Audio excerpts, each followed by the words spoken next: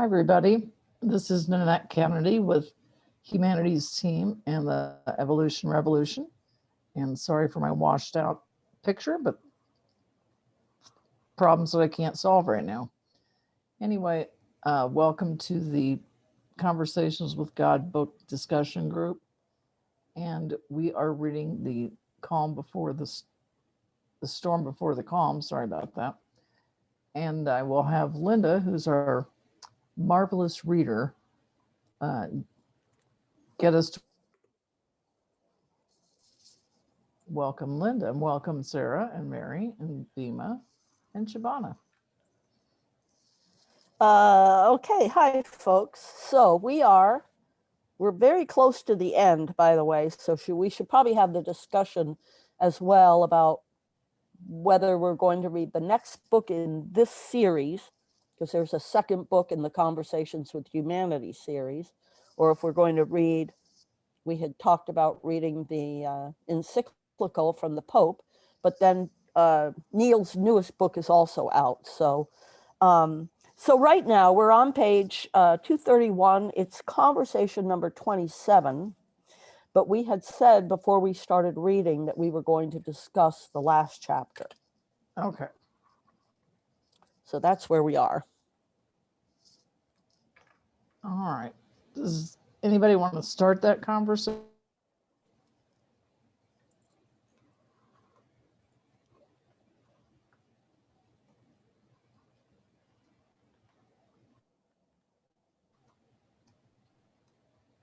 Is that a no? I'm afraid I need reminding a little bit of how it ended. I do too. Yeah, I don't really remember having anything in particular that I wanted to discuss this time. So.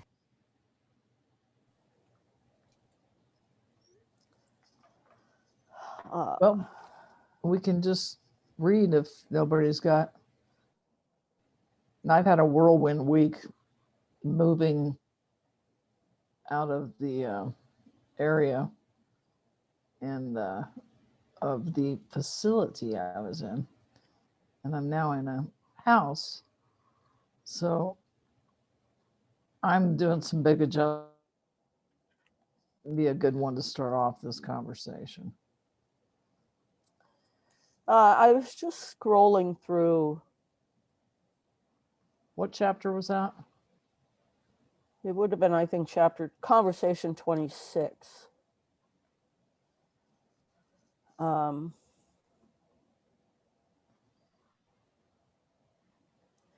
So here's a little highlight. Most folks in a just and caring society would not let other people die of starvation while they purchased luxuries. This whole chapter was about creating a different way of providing for everybody. And so he made the proposal that people would voluntarily tithe 10% of their income into what would be called a fund for all.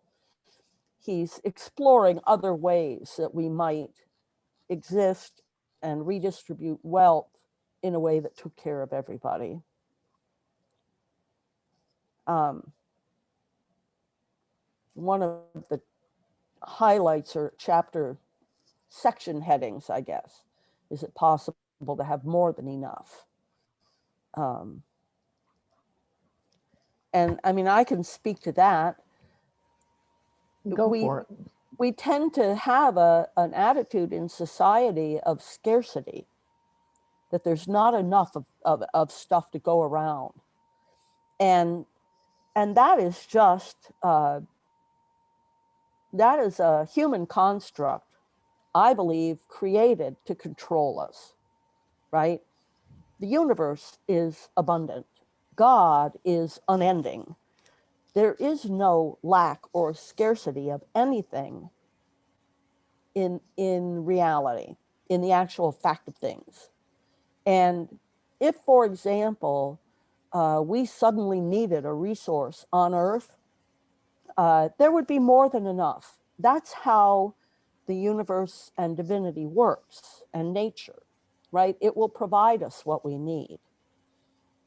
But we get into this mindset of lack and scarcity and we actually close off the energetic flow. We disconnect from source, and in a disconnected way or being, a state of being, things can't flow to us. And that's really, it's a big undoing of a collective belief system. And so one of the next subheadings in this chapter was dismantling the greatest system ever, question mark. So in America, it's all about the wealthy and the systems that are in place keep the wealthy wealthy and perpetuate poorness for the rest of us. So somehow we need to change that. And that's what this chapter was all about. So he's saying here, I'm on page 225 in my Kindle anyway, in the United States, and remember, this was written a number of years ago, so these numbers are just worse. They're not better, they're worse than when they were listed here. The top 1.5% own more wealth than the bottom 90%. So I don't know what the up-to-date numbers are, but I think we're much closer to 99% now. The net worth of the richest 834 people is nearly $1 trillion greater than the poorest 84 million people combined. Those numbers are exponentially bigger now.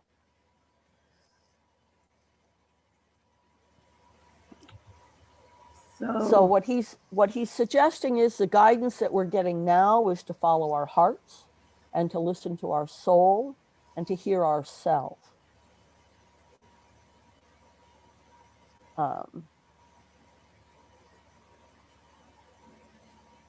I think his model is excellent, and I think to me it's all about starting small in small communities. Right. And it's easy to see what you say, Linda, in a small community when you actually maximize your resources, rather than looking outside the community, like when you start growing your own and everything. Right. Yeah, I can give an example, a personal business example. My employee, my housekeeper for my lodging business, we were paying her $17 an hour, and she has we give her housing, and that comes with everything: Wi-Fi, heat, trash pickup, what you name it, everything. So her only expense is her car and her food and whatever she wants to buy for herself. But in the off season, it's not a full-time job, right? So in the off season, if we only pay her for the work we have, she doesn't make very much money. And when she came back from vacation, what she thought she would do is work for we had a couple of weeks of work. And then you look at the calendar, the lodging calendar, and it's wide open for a couple of weeks. So her thought was she would go back on unemployment, because unemployment has got a bonus right now. And I'm sitting here going, this is not how I want an employee of mine to have to live. I don't want her constantly having to worry about, are there not enough hours? Am I going to have to go on unemployment? How much money is the state giving? What are the feds giving out? And so I figured out, we're going to pay her, we're going to put her on salary. We're going to pay her $1,800 a month.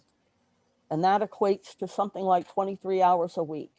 And if she doesn't have 23 hours of work, it doesn't matter. She's going to get paid. And you know what? I could see a visual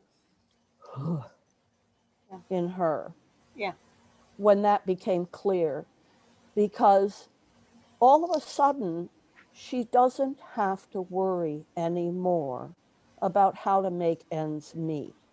Not now, not next month, not the month after. Doesn't matter how much work we have. And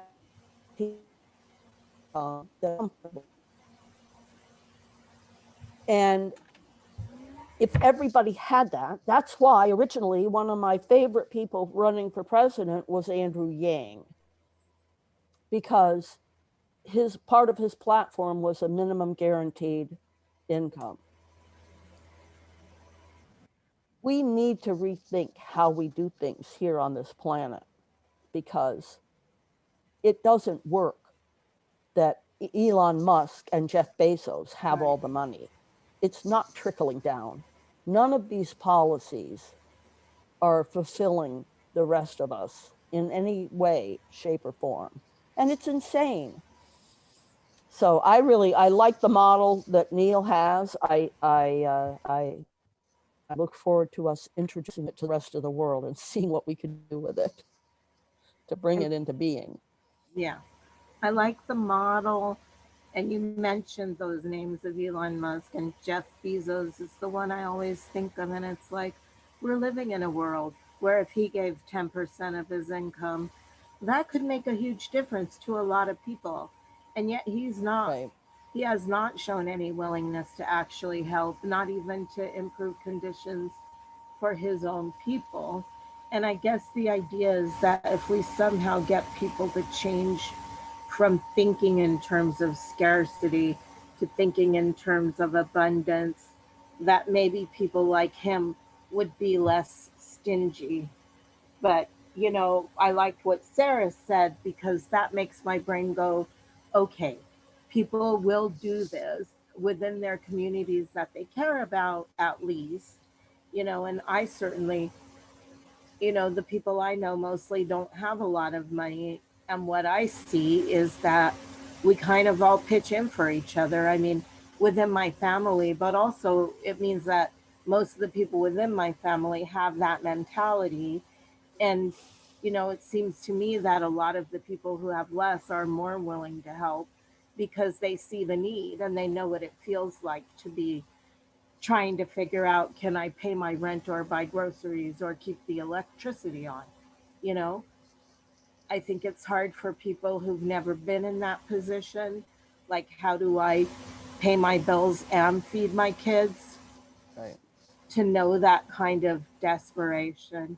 And I do think a minimum income would be a huge help for a lot of people, because so much energy is spent on survival for so many people. And, you know, I was one of them until my friend rented me this apartment for super cheap so I can afford to live, you know?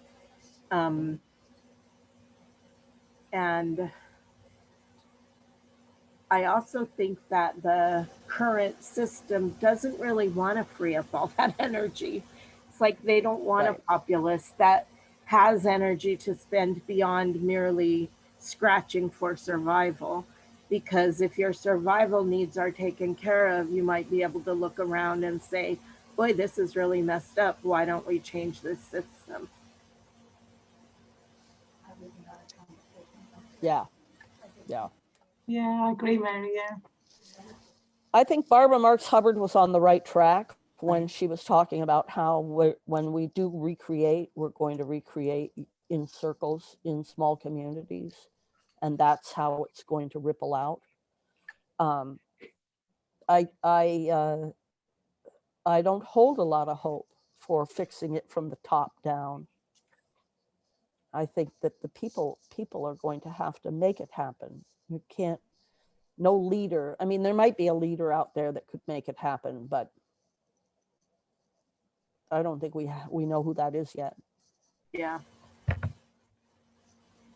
And actually, Neale in the books has got so many ideas in the appendix of the various books, so many things that you can get started on. And all of us have ideas, really. Yep. Yep. Thank you for pointing that out. You know, there was a podcast I listened to that has a little bit of an overlap. It was an interview with Richard Barrett of the Barrett Institute. And he was talking about how what we have, especially in America, is right now is a population of a lot of people that are sort of stuck in, this is my term, arrested emotional development, somewhere in that second stage of psychological growth. So the age of 2 to 8, You know, these are people who were most likely raised in an authoritarian household, so they grew up with authoritarian parents. And when you're a little kid and you're growing up in an authoritarian household, what you discover is that, first of all, you really don't know who to trust, because the power is always being wielded by the people that are much larger than you, right? And so, and they're using their power to control you. And so people who are stuck in that developmental stage, that's how they're going to behave as adults. They're going to be very authoritarian. They're going to exert their power as their physical power and force as a way to gain control, as opposed to being able to negotiate or use our words, you know. So then what he talks about is the fact that in America specifically, our country doesn't care about us. And I know that people will argue that, but if you actually look at the policies, he's right. And he looked at, there's a scale, and I can't remember what it's called, but there's a scale where all the countries are graded on this scale. And he gave some examples. So the United States is number 2, which is great, for business support. Well, now that doesn't come as a surprise to any of us, right? That's how Elon Musk and Jeff Bezos have all the money in the world, right? It's because we've supported them and they don't pay taxes. That's support, right? The country giving them support for what they're doing. On the other hand, if you're a minority, we rate like 99 on the scale. Or if you're gay, or transgender, we're at like 54 on the scale of countries and their support, right? So when you look at that, you realize that what we have is a massive number of people who don't feel cared for by our country. And that's what we're seeing in the protests, not just the protests from the 6th, but all the protests that were happening all summer, because those are the Black and the brown and the indigenous people who are not being treated right. And the gays and the lesbians and the transgenders who aren't being treated right. I mean, the only people we really treat white, and that's not right either, are the white people. So there's so much. White males. Right, yeah. There's so Women much don't get that needs treated right fixing. either. No, a lot of them don't get treated right either, but they get treated better. I mean, we all know, Yes. let's just be brutally honest. Yes. If those hadn't been white people on the 6th, they'd all be dead, right? They'd all, the National Guard would have been there and they'd all be dead. There's no doubt about it in my mind. Yes, absolutely. I just wanted to point out that the state of white women and the state of white men is not equal. No, it's not. It's not. It's really, in a way, things haven't changed since the beginning. The Constitution, right, when it said all men, meant all white male landowners. And really, right, it hasn't changed that much when you look at it. It's still the white, particularly white male people with money. And white female people with money do better than anybody else besides the white males. But the laws regulating our bodies apply to all women equally. Sort of. Rich people can get around them easier. Right. But yeah. Anyway, in a way, that just hit me. It hasn't changed that much. It's still, let's call it white male wealth holders. Well, and I think that's the pain. Yeah. That's the pain that that this particular country is going through right now.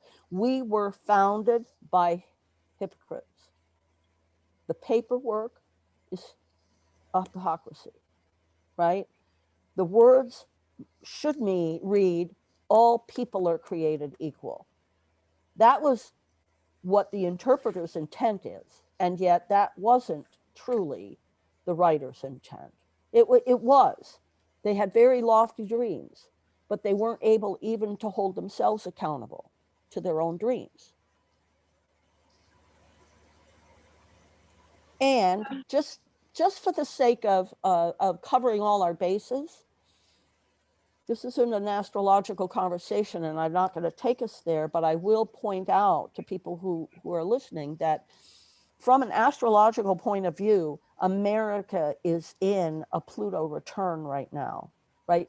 Astrologically, what's happening in America was foreshadowed by astrology, and we're in it.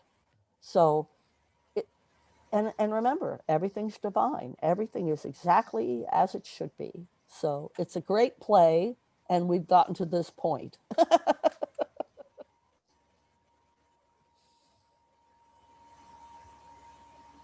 Well, Linda, you did an excellent job of kind of rehashing what we read,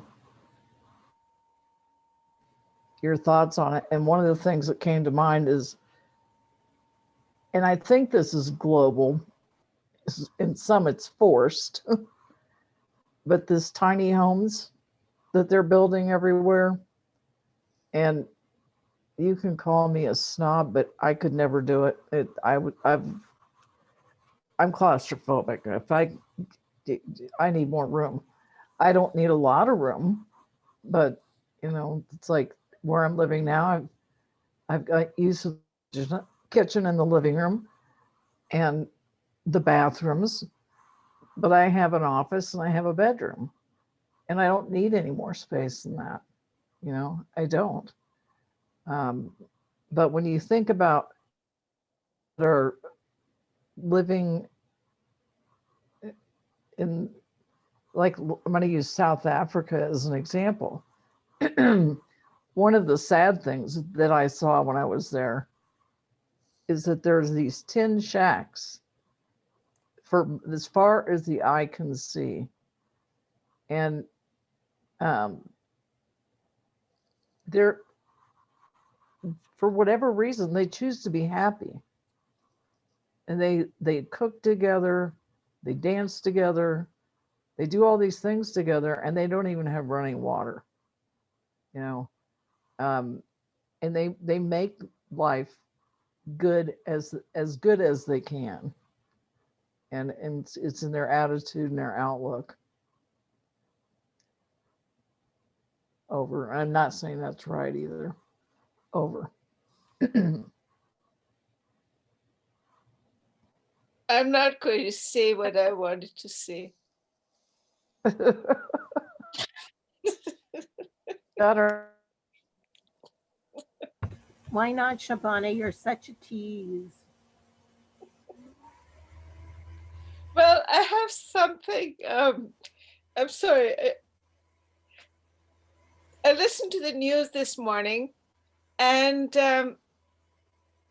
there's a caravan of 8,000 people walking to the US border, and they're praying that Mr. Biden will have mercy, that God will touch their heart. And in the meantime, they're so hungry that one man buried his 2-year-old daughter because she died of hunger, and just wouldn't move anymore. He was just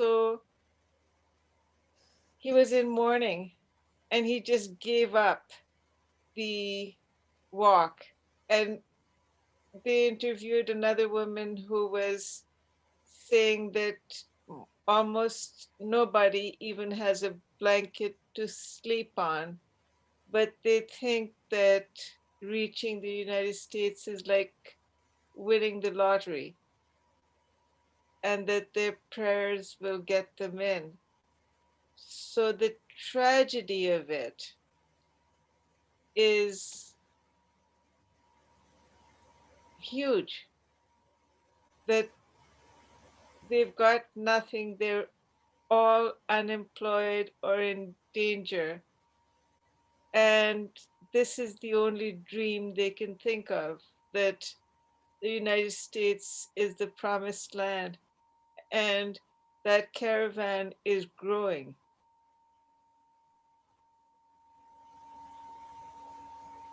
Where is that? These are South Americans from Honduras who are walking to the Mexican border, hoping that they'll get in. and they're dying on the way of diseases and hunger.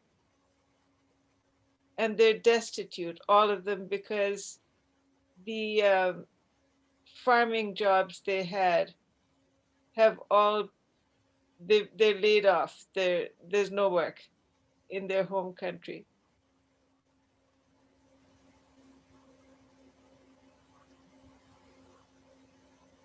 That's definitely pathetically sad.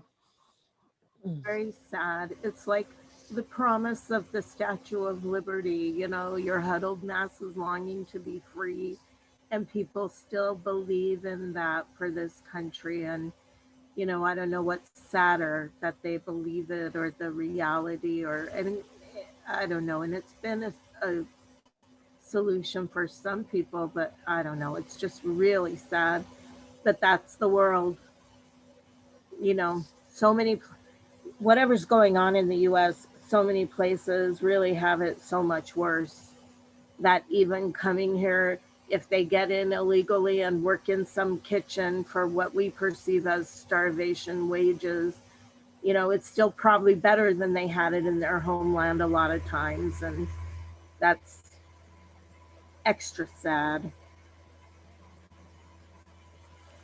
The timing of it isn't helpful, though, No. you know. What do you mean by that, Linda? You mean like with COVID and No, I wasn't even thinking COVID.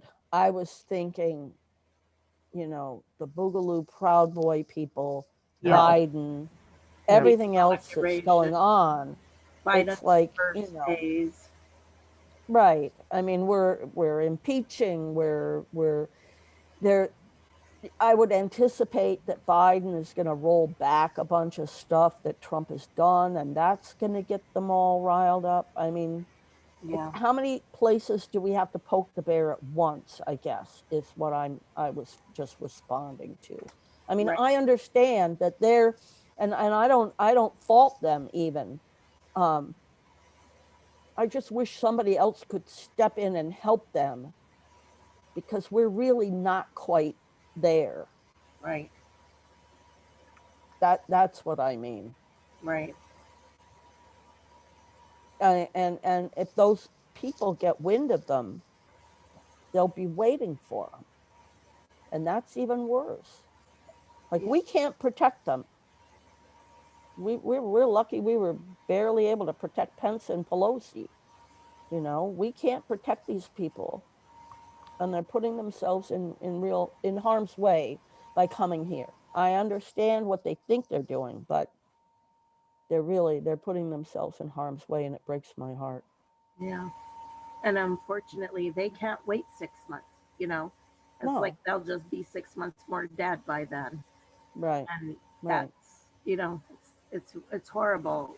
But I was thinking the same as you, Linda. It's like, it's not like everything's going to be hunky-dory on day one of the Biden presidency. And he's going to have to, I mean, there's a lot that needs doing. And, you know, they're probably looking at it as like, you know, that change will happen faster than it actually will, and not understanding the whole. I mean, we haven't really, as a country, been engaged in any kind of violent upheaval at home for a long time. And I don't think people out there expect it any more than we here have done, except for some of us who from the beginning thought that Trump could result in a worst case scenario. Anyway, babble, babble. I'm done. Thank you. Over. Babble, babble. Babble, babble.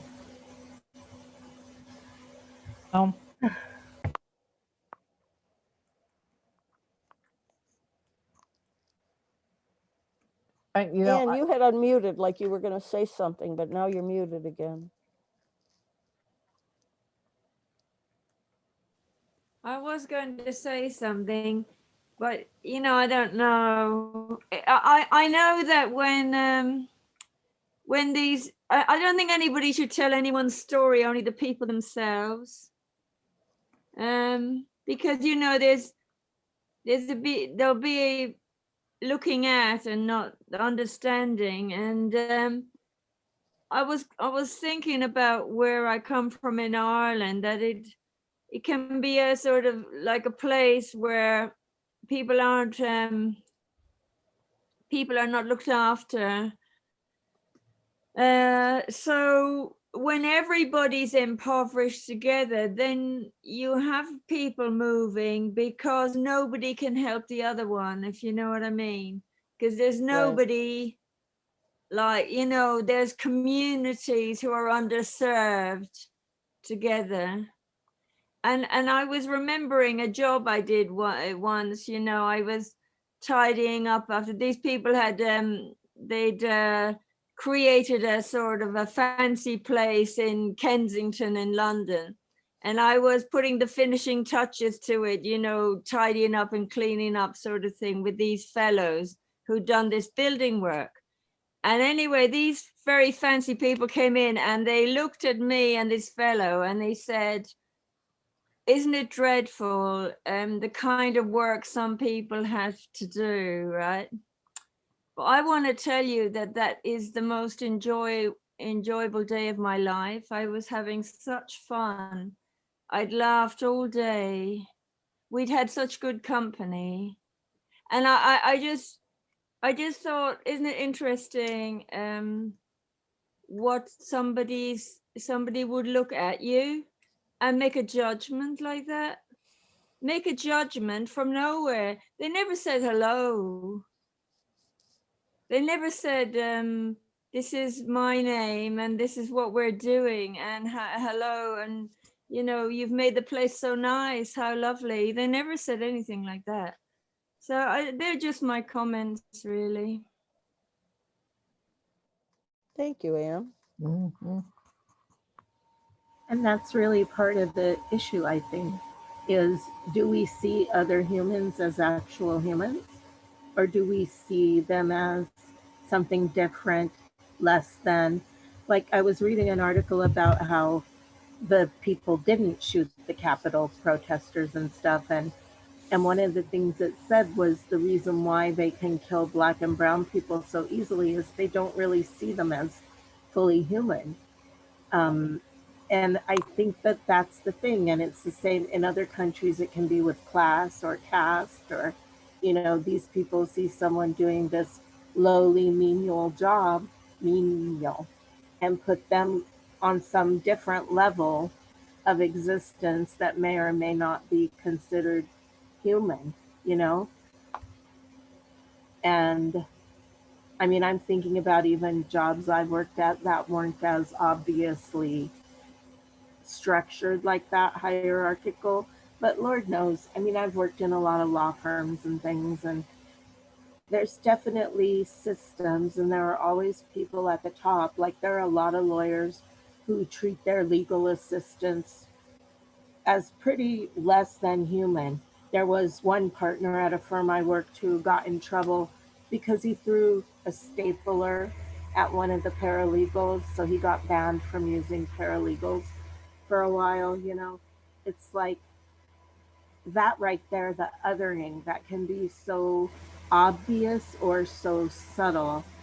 And honestly, one of the nicest things someone ever said to me was when I was leaving a job, and he was the head of the mailroom. He happened to be the only Black person in a managerial position at that place, actually.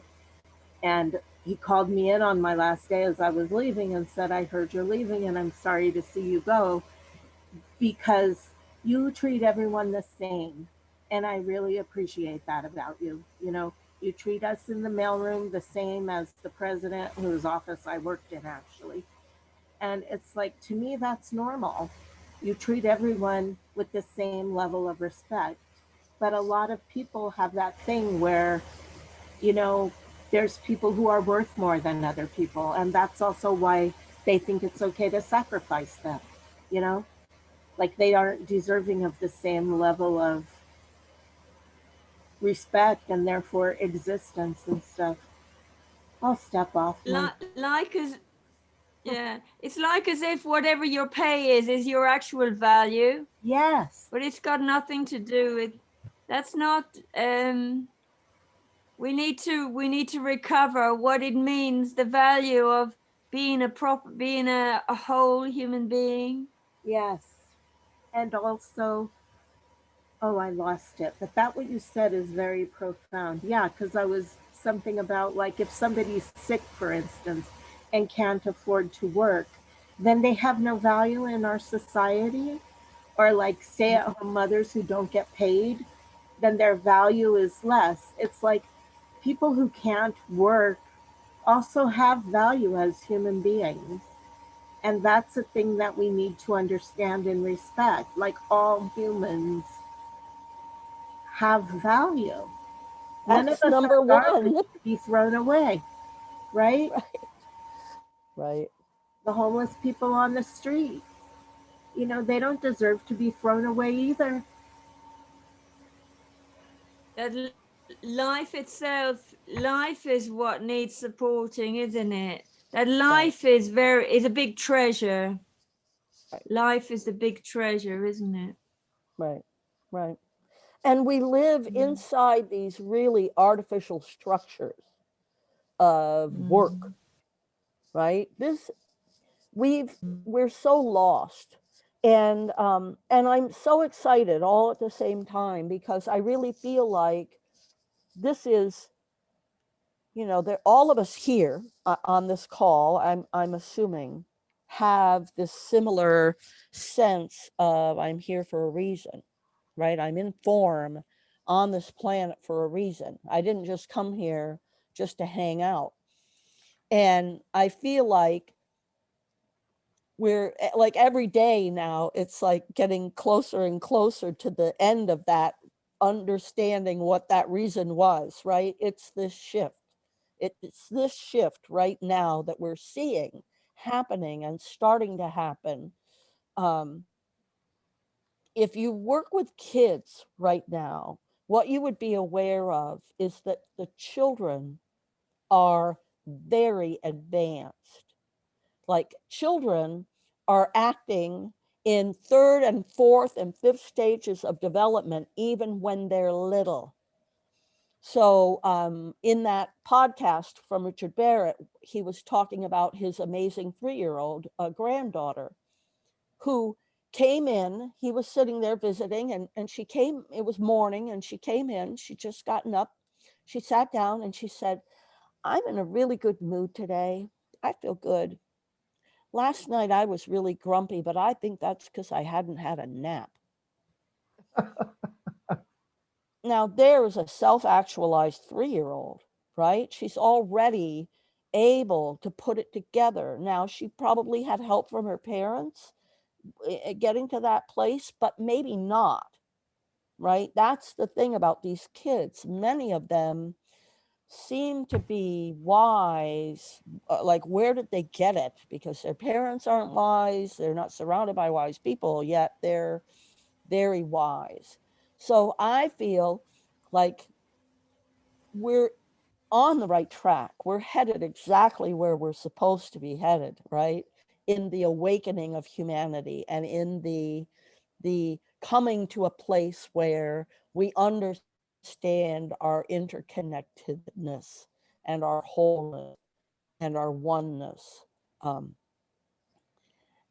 And I think when you look at it from, the 30,000 foot level, it becomes pretty clear. We can't get there without going through what we're going through, right? People can't wake up from the dream they're in without these things happening. So while it's very disruptive and disconcerting what's happening right now, it's also very encouraging and promising, I think.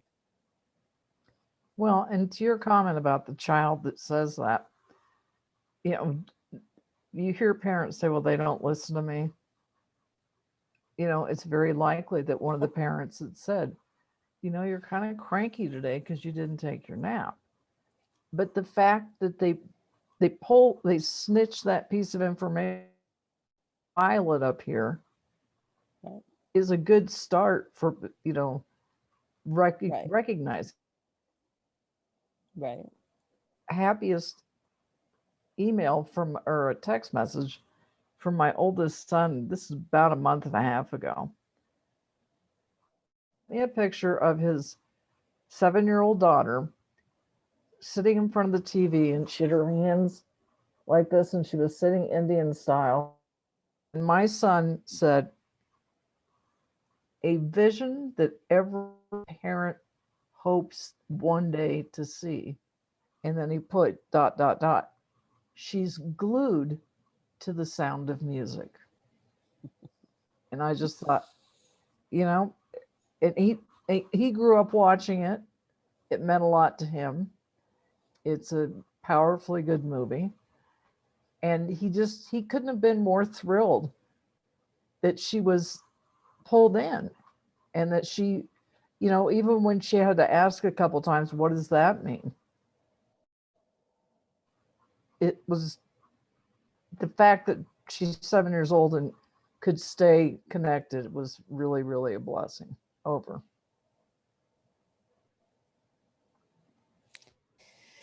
Yeah, that's beautiful. That's beautiful. So that I read an article about how the Native Alaskans, the Inuit tribe, they never show anger. Like they don't have anger. They don't process it the same way. And they're never angry with their little ones, with their children. Like if the kid's having a tantrum, they don't use their power and their force. They're not authoritarian, right? They don't like make the kid do whatever. But a lot of ways that they teach the children what's right and what's wrong is through storytelling. And that's basically what that 7-year-old sitting there glued to the sound of music. She's learning through storytelling. And I think that like, I think, there's it's not like we didn't get here through one thing that didn't go right. Right? It's not like we didn't write the Constitution with the right words and now we're here. It's like everything feeds to it. And society has led to all of this, to this place now where we are, because we've given up storytelling in our, most of our families, most white people, they're not sitting around telling stories, to their children. They might read to them, but so many families now, parents have to have 3, 4, 5 jobs. The kids are not getting the kind of parental attention that they used to get. That's just one more piece of it, right? Like it's a whole unfolding of how we got here. And all those things have to be repaired to become whole again. That's a really good point, Linda. Can I share something? Yes. Please. Yeah. Thank you, Linda, for what you said, because that reminds me of a situation I have been in. And that, I don't know why, maybe it's something that I was born with, but I have never been angry. I don't know how it feels to be angry. I have tried and I have played it in a way, but I haven't really felt it. I get curious sometimes, how is it? And with my kids, and I had 2 bonus kids with my last husband, and I was never angry on any of them. And we had a lot of sharings where we were sitting in circles and sharings and so on. And that is with my grandchildren today. They love to talk to me because I listen to them. But so you remind me of that I'm so curious, but how is it to be really angry? I want to learn it, but I think maybe it is something I have from a long time, that I'm connected to what you talked about, Linda, because that might be natural. And also, when you were talking about this change, that time we are in, I said that before. When I was 20, I got the message that I should I was born because to be part of a change for humanity. But that will take more than 50 years. And it's soon, I'm 75 this year, I will be in April. So then it will be 55 years ago. So, and it was with the light beyond all darkness. It was the light that was shining through. And I believe we can't control. I mean, there are so many things happening. We cannot control everyone and say, you must do that, you must do that. It's impossible. But if we vibrate from the right frequency, we will influence. And then something happens. So that's what I get very deeply into me all the time. Stay in that frequency, stay in that light, stay in that dimension, and be there, no matter where you are, with whom you are. And I don't know if you know this young woman, Susanne, who is traveling around. She's a light worker. Have you heard about her? Mm-mm. No, she's quite young, but she came here to be in that light. And I don't know from what country. I don't know if she's Swedish, whatever. What's but her name? Susanne. I don't remember the last name of her, but I will tell you next time, because she will come to Sweden, to Gothenburg next Saturday, and I will meet her there. There's a lot of people coming, so I don't know if we will make it, but anyway. But I got today met a person who has a private meeting with her now on Thursday. And when we were talking, she just called me and told me, you are invited to come. So we will be a few people meeting with this light, special light worker. I don't know. So it's again that to vibrate together. If we meet like-minded who are on that frequency, we support. We need each other to be there. It's not here. It's in the heart, or it's bigger than that. It's another dimension, and many kids are there naturally. Mhm. So especially now in these days. So thank you for sharing what you over. Thank you for being here, so I could share this feeling just now. Thank You you. inspired me, Linda. Thank you for sharing. Thank you. I just want to say, Bima, I envy you that you don't know what it is to feel angry. And if I were you, I would not wish to feel that feeling. Yeah. No, I could teach a master level course on anger. I think Shabana might be able to too. okay, And yeah, it's just, I'm not, you know, it's a very uncomfortable feeling for me personally. It's a very, very fiery yeah, feeling, you know, yeah, and you don't feel control with it particularly a lot of times. So, I mean, I had a very fierce temper as a child, and I have spent a lot of years learning how to modulate that energy that is like a volcano. yeah. Um, I have a son who is like that. yeah. And I But also, yeah, I could see how it's curious though if you have no knowledge of yeah, it. But also, I it's a just little, want to really, yeah, it's a little joke also, because of course when you see this, but it's yeah, very common not to be angry. And that was when I was a child. I was always the one that made peace and yeah. put that. I don't know what it was. It's something that was in me from very as a little child. It's your connection though, I think is probably what it is, because you had And that connection and that love thing. And I wanted to thank you for reminding me also that what matters is what we do here in our own little garden. That's what we have control over. And I have to just forget about Jeff Bezos. I try to just forget about him and deal with my own little corner of the world most of the time, you know. So thank you for reminding me that that's where my power lies. okay, thank you. I think that my deep meditation helps a lot too. So, Yep. yeah. So thank you so much. Thank you, Bima. And thank you, Linda, for my breaking up. No, you're okay. Okay. Thank you, Linda, for being in the driver's seat of this call. It's been a really productive conversation, I think. And we've only got a couple minutes left to do the meditation. But before we do that, let's decide. Well, we won't be finished next week, will we? And we might be finished next week, but we won't start a new book next week. No, we won't start a new book next week. No, but we need time to buy the book. Some of us who like to have a physical book rather than a Kindle. So, I mean, we can wait until next week to decide, and it can come by the following week. But yeah, we just can't leave it too late. Right. Next week we have to. Yeah, it looks like we've got about maybe 3 weeks reading left. Okay, so should we decide next week then? Or do you want to decide? I'm easy either way. Yeah, I am too. The God solution is my. You want to read the new one? Yeah. Yeah, I would be inclined, because there is a new one.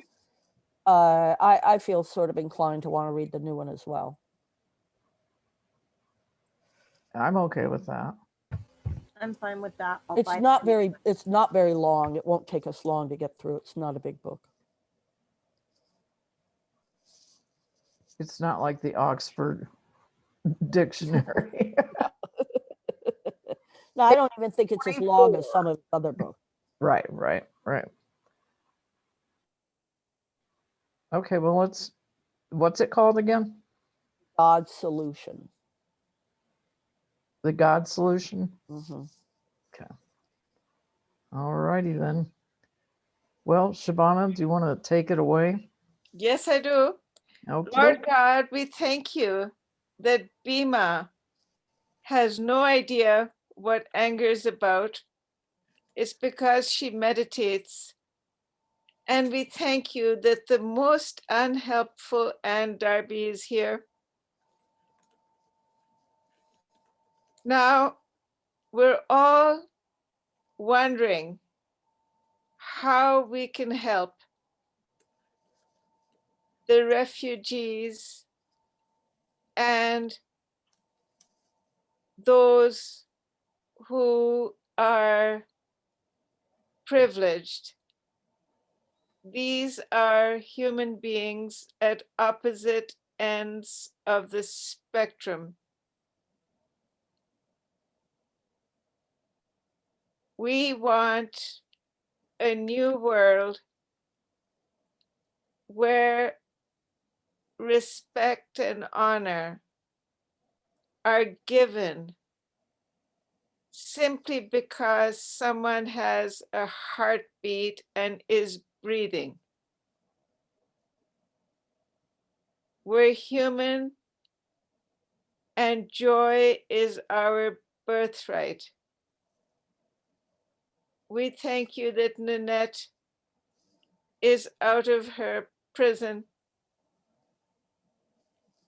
We all need to get out of our prison by recognizing that our job is to simply express love for ourselves and for each other.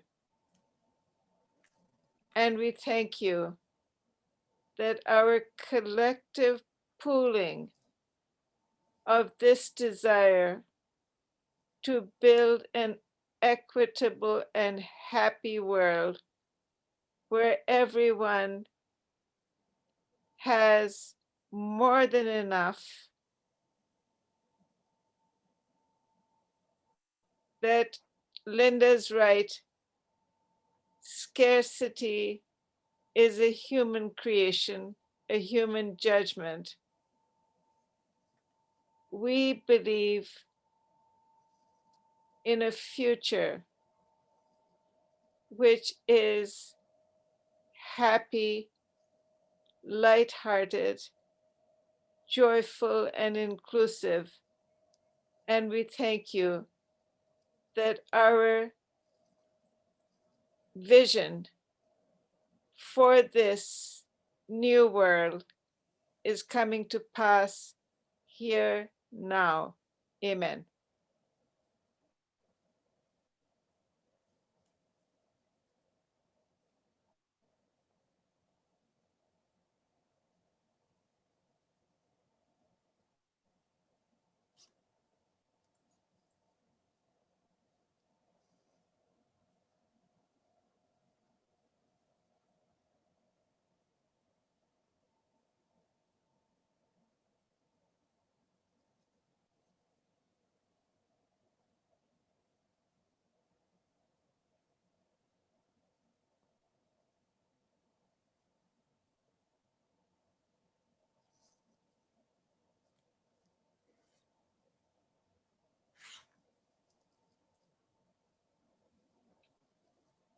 Okay, everyone.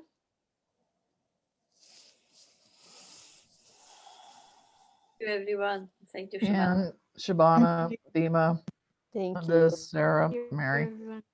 Oh, I forgot Sarah and Mary and their cats.